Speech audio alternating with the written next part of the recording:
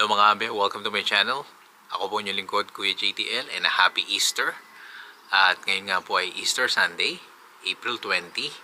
At bakit ako nag-content ngayon, bukod sa namimiss ko na kayong mga subscribers ko at sa mga pupunta pa rin dito sa ating channel, ang pag-uusapan natin hindi about Easter o yung mga nangyayari ngayon. No? Pero segue tayo sa hockey. Kasi alam nyo dito sa Canada, isa sa mga popular na kultura, ang hockey. Nasasabi ko naman sa inyo yan, lalo na dito sa Toronto, ang Toronto Maple Leafs. No?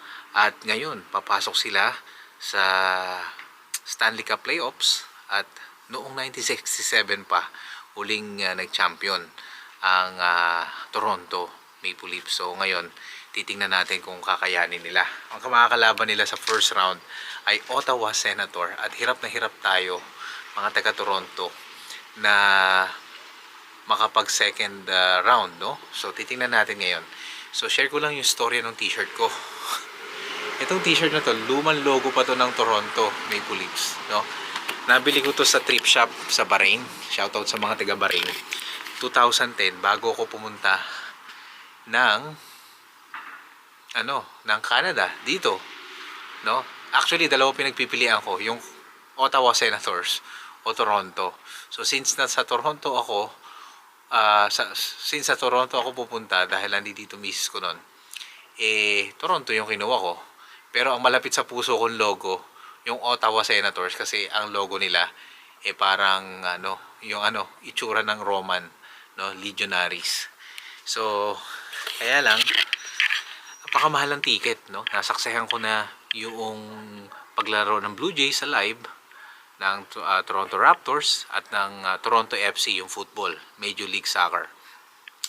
Pero ang Toronto Maple Leafs, hindi ko pa napapanood sa tinagal-tagal ko na dito sa Canada dahil napakamahal ng ticket.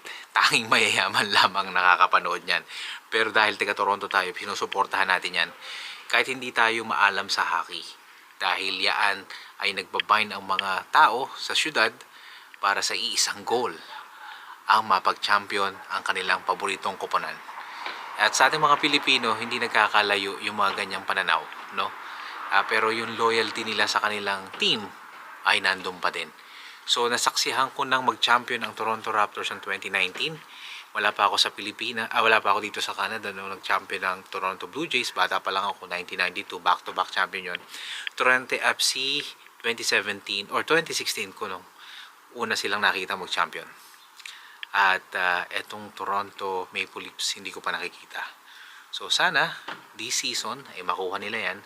They're playing good, sabi ng mga analysts.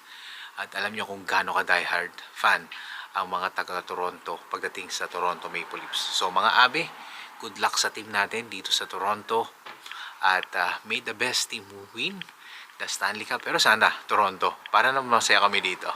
Okay mga abe, happy Easter ulit. Hanggang sa susunod na vlog. Best regards, Kuya JDL. Bye-bye.